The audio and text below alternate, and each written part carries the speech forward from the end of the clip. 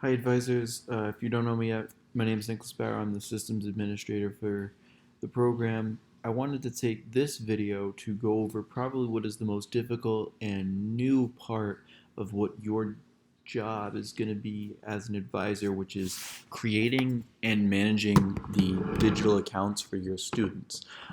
This might seem daunting because it's a very new process. It's new for everyone all over. Right off the bat, if you come over here, head over to users and register users.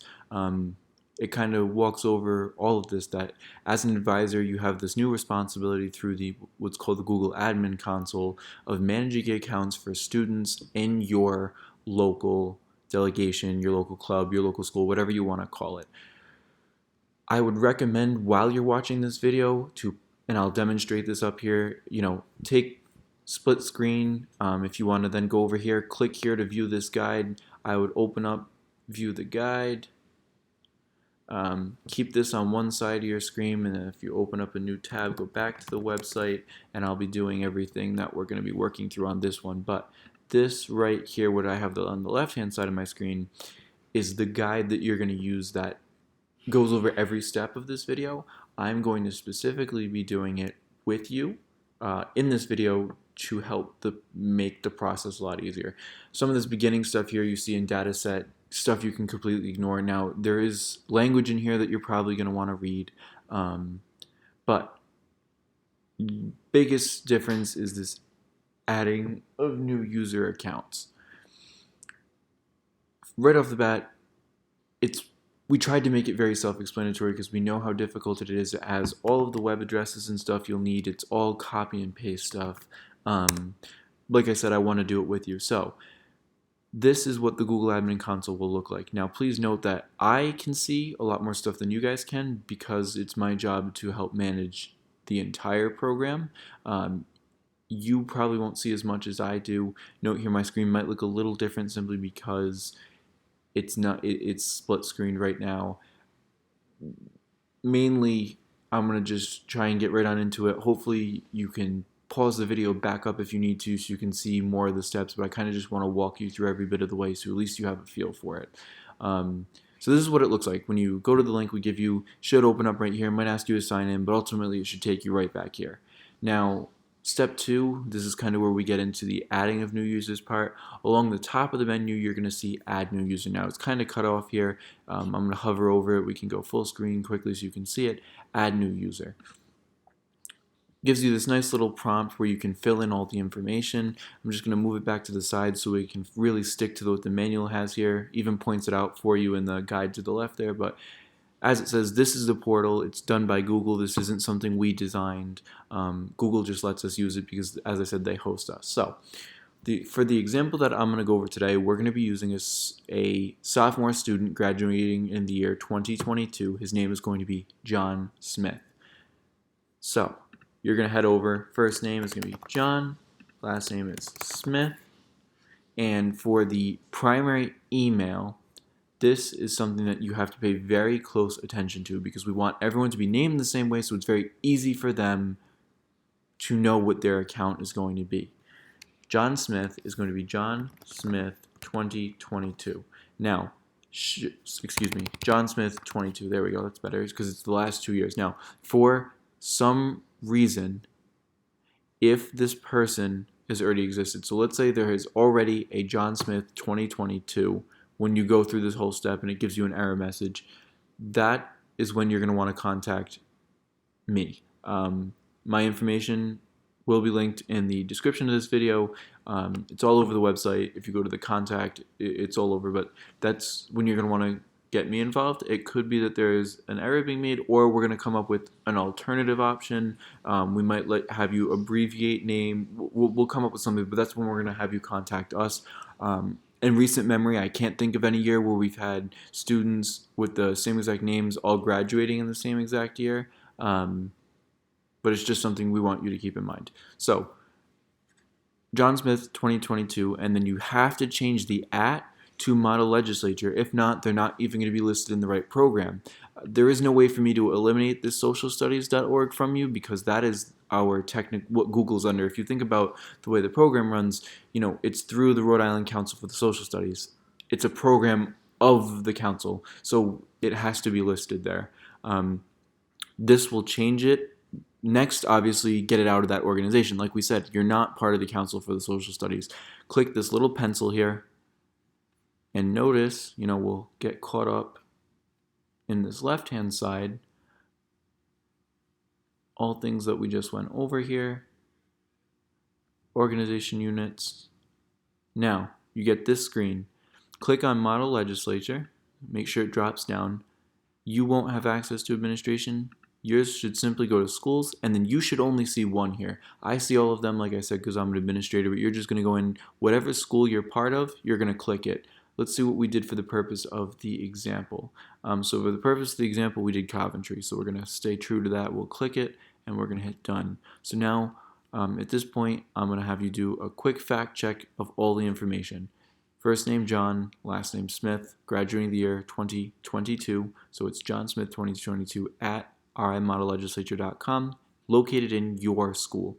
Now, if you have the student in front of you, it's great to have them help you put all this information in, because under secondary email, they can give you any email address they would like, any backup information, things like that. Same thing with their phone number. If they want to give you their phone number as a recovery option for them, in case they forget their password or something, they can reset it themselves. That's great. We don't require it. We don't look at this information. It's only stuff optional that they might want to put in.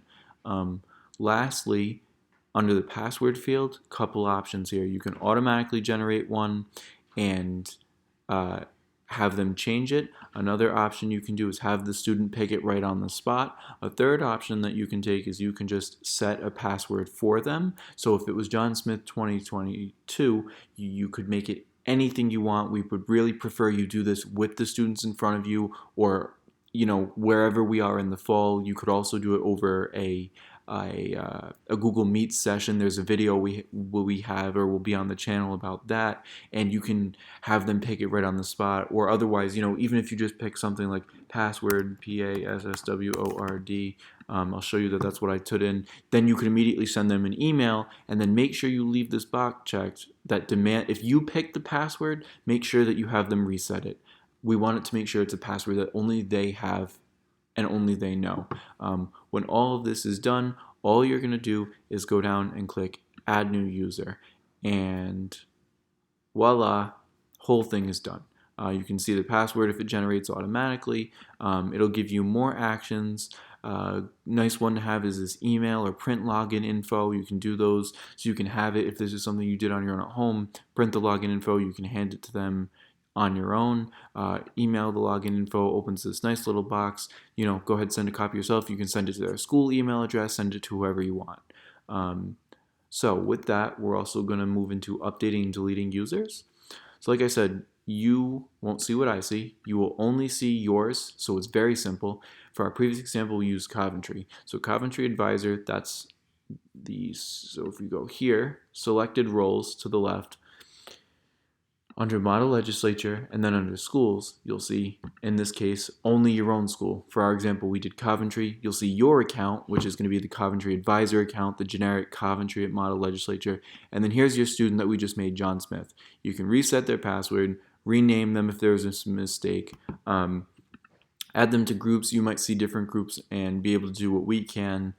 We have different purposes for that than you guys will.